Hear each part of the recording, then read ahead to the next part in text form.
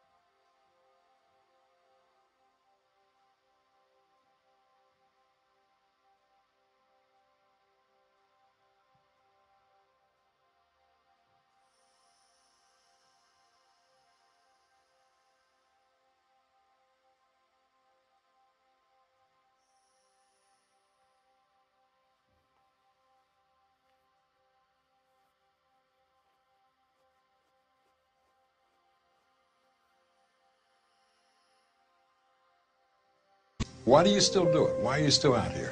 Well, it goes back to the destiny thing. I mean, I made a bargain with it, you know, a long time ago, and I'm holding up my end. What was your bargain? To get where I am now. Should I ask who you made the bargain with?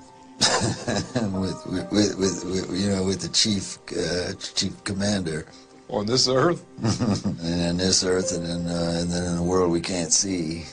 If your ultimate goal is to be famous, then you're gonna do a lot to get there. Like sign your name in blood in a contract with the devil. Like you're gonna end up on a one-way street and it's going nowhere. Like that's just the truth. I've seen so many people like forsake their moral code and their value systems just for a little bit of fame, and it's not worth it at the end of the day. It's really not worth it. When Tupac came to Hollywood, it was the homosexual ritual. This is where the homosexuals came out against me, but I didn't mind. I wasn't talking about homosexuals. I'm saying there's a homosexual ritual that they go through in the Illuminati secret societies, and it is. It's a level of success where it's a door. It's a door. When you platinum and you getting 50,000 a show, I've been there. There's a door that you can walk in. I'm not sure if it's homo or if it's Illuminati. I just didn't take that door. Pour commencer, je t'invite à lire avec moi le livre de Matthieu au chapitre 16, les versets 13 à 18, et je t'encourage à les lire dans la version Darby, et juste après, on verra quelques passages dans la version Louis II. Or, lorsque Jésus fut venu au quartier de Césarée de Philippe, il interrogea ses disciples disant « Qui disent les hommes que je suis, moi, le Fils de l'homme ?» Et ils dirent « Les uns disent Jean le baptiseur, les autres Élie, et d'autres Jérémie ou l'un des prophètes. » Il leur dit « Et vous, qui dites-vous que je suis ?» Et Simon-Pierre répondant dit « Tu es le Christ, le Fils du Dieu vivant. » Et Jésus répondant lui dit « Tu es bienheureux, Simon Barjonas, car la chair et le sang ne t'ont pas révélé cela, mais mon Père qui est dans les cieux. Et moi aussi, je te dis que tu es Pierre, et sur ce roc, je bâtirai mon assemblée, et les portes du Hadès ne prévaudront pas contre elle. » Alors ça, c'était la version Darby, et on va lire en fait les versets 17 à 18 dans la version Louis II. Et Jésus, reprenant la parole, lui dit « Tu es heureux, Simon, fils de Jonas, car ce ne sont pas la chair et le sang qui t'ont révélé cela, mais c'est mon Père qui est dans les cieux. Et moi, je te dis que tu es Pierre, et que sur cette pierre, je bâtirai mon église, et que les portes du séjour de mort ne prévaudront point contre elle. » On voit qu'il y a quelques différences entre la version Louis II et la version Darby. Là où la version Louis II va dire mon église, la version Darby dit mon assemblée. Et là où la version Darby va dire Hadès, la version Louis II va dire le séjour des morts. Alors le mot église vient du grec ecclésia qui signifie être appelé hors d'eux. Et lorsqu'on voit en fait comment est-ce que c'était utilisé dans la Grèce antique, et on peut aussi le voir dans le livre des Actes au chapitre 19, on voit en fait que c'était utilisé en fait dans un contexte purement politique et pas du tout dans un contexte religieux. C'était le conseil en fait qui était chargé de diriger les affaires de la cité et de veiller à l'ordre. Aujourd'hui, en fait, on peut parler des assemblées du Sénat, des conseils communaux, etc. Il s'agit donc, en fait, de personnes qui sont dans une position d'autorité et d'influence, qui sont votées ou choisies et qui vont prendre des décisions qui vont influencer la vie de millions de personnes. On comprend, en fait, que Jésus-Christ a pris un concept purement politique, il lui a donné une connotation spirituelle et se l'est approprié. Voilà pourquoi Jésus-Christ va dire mon assemblée ou mon église, comme on le voit dans la version Louis II. Ce qu'on comprend de ces passages, c'est que le fondement de l'église de Jésus, c'est tout simplement la révélation de qui il est, le Christ, le Fils de Dieu. Voilà pourquoi Jésus dit « Et sur cette pierre, je bâtirai mon église. Et sur ce roc, je bâtirai mon église. » Sur la révélation de qui est Jésus, le Christ, le Fils de Dieu, c'est ce fondement en fait qui constitue la base de l'église de Jésus. Et on comprend aussi de ces passages qu'il y a une totale opposition entre l'église de Jésus et le Hadès. Ce Hadès en question, ça fait référence en fait au royaume invisible des ténèbres, au royaume où Satan a une autorité. Ça représente en fait tout simplement l'église de Satan. Donc on comprend de ces passages qu'il y a une opposition entre l'église de Jésus et l'église de Satan et qu'il y a en fait même une supériorité de l'église de Jésus sur l'église de Satan. Demander en quoi est-ce que consiste l'église de Satan, comment est-ce qu'on est recruté dans l'église de Satan. Alors pour ça, je t'invite en fait à aller voir dans le livre de Luc au chapitre 4.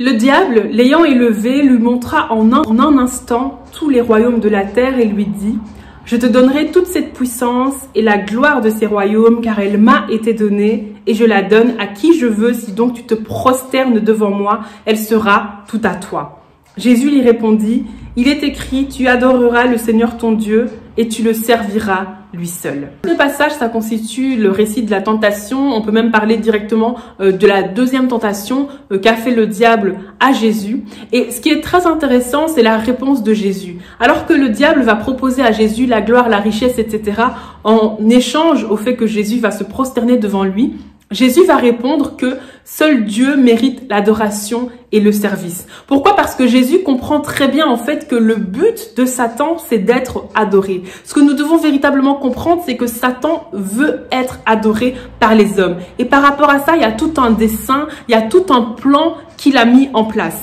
Et justement, cette conversation qui semble être une simple tentation, c'est véritablement un acte de recrutement. Satan propose en fait la richesse, propose la puissance, propose l'autorité, propose la gloire à Jésus-Christ. En échange, ce qu'il aimerait réellement recevoir, c'est l'adoration et c'est le service. Pour mieux comprendre les intentions de Satan, je t'encourage à prendre avec moi le livre de Thessaloniciens 2, à partir du chapitre 1er au verset 1er. Pour ce qui concerne l'avènement de notre Seigneur Jésus-Christ et notre réunion avec lui, nous vous prions, frères, de ne pas vous laisser facilement ébranler dans votre bon sens et de ne pas vous laisser troubler, soit par quelque inspiration, soit par quelques paroles ou par quelques lettres qu'on dirait venir de nous, comme si le jour du Seigneur était déjà là. Que personne ne vous séduise d'aucune manière, car il faut que l'apostasie soit arrivée auparavant et qu'on ait vu paraître l'homme du péché, le fils de la perdition, l'adversaire qui s'élève au-dessus de tout ce qu'on appelle Dieu ou de ce qu'on adore, jusqu'à s'asseoir dans le temple de Dieu, se proclamant lui-même Dieu. Alors, comme mentionné, le but de Satan, c'est véritablement d'être adoré par les hommes. Et pour ça, en fait, il y a vraiment un plan, il y a vraiment un dessein qu'il a mis en place. Alors, dans ce passage qu'on vient de lire, il y a un personnage dont il est fait mention, que la Bible décrit dans ce passage bien précis, comme étant l'homme du péché, le fils de la perdition, l'adversaire, etc.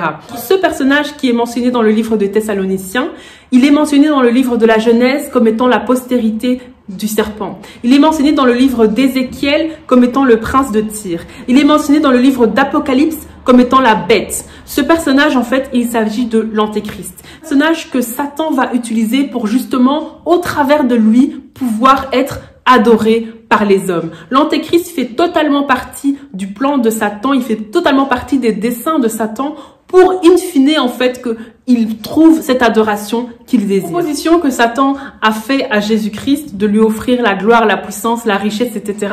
en échange du service, en échange de l'adoration, c'est une proposition que Satan continue à faire encore aujourd'hui. Et il y a des personnes, en fait, qui acceptent de recevoir la gloire, qui acceptent de recevoir la puissance, qui acceptent de recevoir la richesse, qui acceptent de recevoir l'autorité en échange du service à Satan, en échange de l'adoration à Satan. Et ce sont des personnes en fait qui vont justement faire partie de l'église de Satan. Ce sont des personnes qui vont jurer allégeance à Satan. Alors ces personnes, on les retrouve dans les différentes sphères de la société, que ce soit dans le domaine politique, dans le domaine économique, dans le domaine juridique, dans le domaine de la science, dans le domaine de finance, dans le domaine musical, dans le domaine du cinéma, dans toutes les sphères de la société, dans tous les domaines de la société, on retrouve en fait certaines personnes qui ont, eux, juré allégeance à Satan, certaines personnes qui ont décidé en fait de servir les intérêts de Satan, qui ont décidé de aider Satan à accomplir justement le plan qu'il a prévu en leur offrant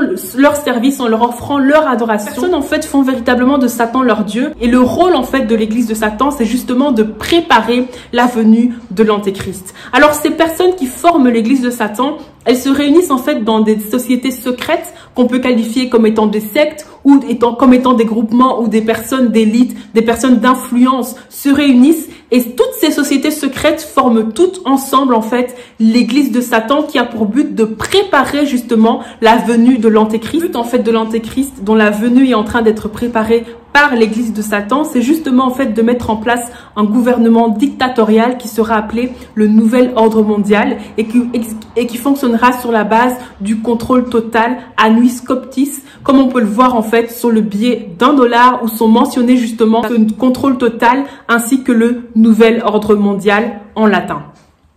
Le principe sur base duquel la venue de l'Antéchrist est en train d'être préparée, c'est justement ordo ab chaos, qui signifie créer, susciter des situations de chaos pour que l'ordre soit nécessaire. Et les personnes en fait qui constituent l'église de Satan sont justement derrière beaucoup de problèmes qu'on retrouve dans la société, beaucoup de crises en fait qui sont dans la société sont justement préparées par ces personnes.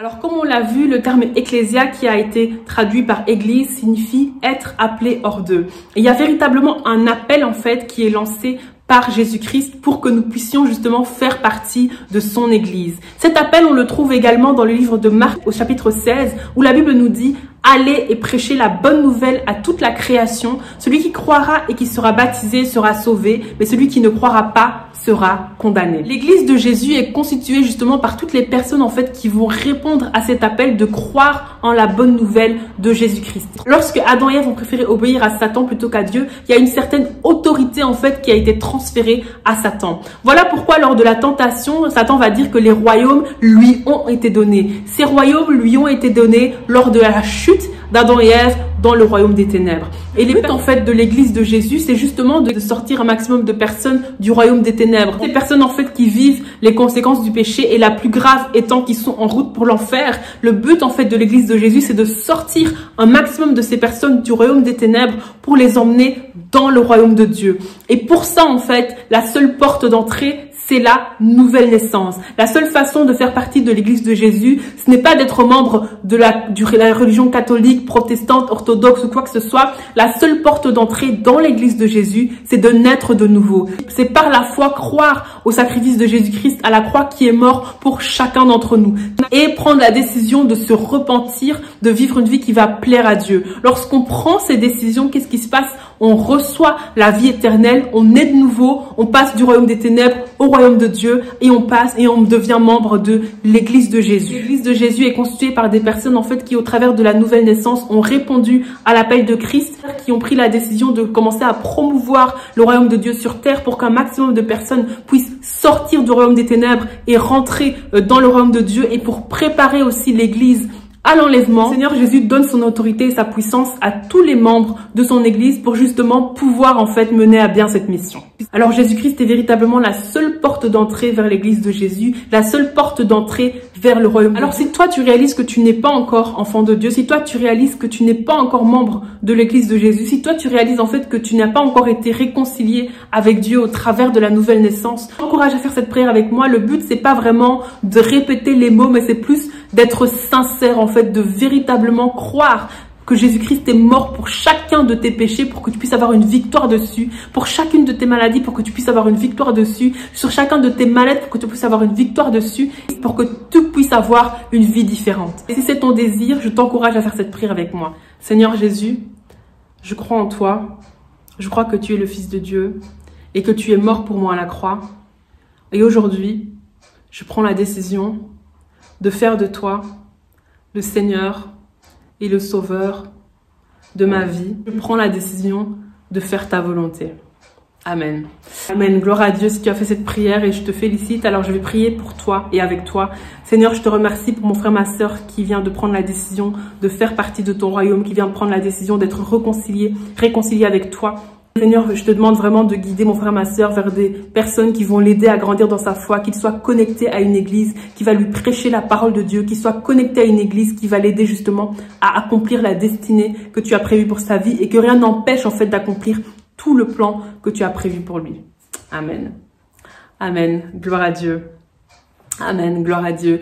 Gloire à Dieu, vraiment, je te félicite si tu as pris cette décision, vraiment que le Seigneur te bénisse. Si tu as fait cette prière, surtout, n'hésite pas à me contacter. Je te remercie vraiment d'avoir suivi cette vidéo jusqu'au bout. J'espère qu'elle t'a béni. Si c'est le cas, n'hésite surtout pas à la partager autour de toi, ça peut bénir quelqu'un d'autre. Alors, cette vidéo est postée le 31 décembre 2020. Donc, si tu la regardes le 31 décembre 2020, je te souhaite un excellent réveillon et je te souhaite une excellente année 2021. Et si tu la regardes à un tout autre moment, je te souhaite une bonne journée ou une bonne soirée en fonction du moment où tu regardes cette vidéo. En tout cas, je te remercie vraiment d'avoir suivi cette vidéo jusqu'au bout. Je te retrouve lundi pour notre Monday Talk et puis jeudi prochain pour continuer notre série sur la fin des temps où jeudi prochain nous parlerons de l'apostasie. Seigneur te bénisse, que tout se passe bien pour toi et à très bientôt pour une prochaine vidéo. Bye.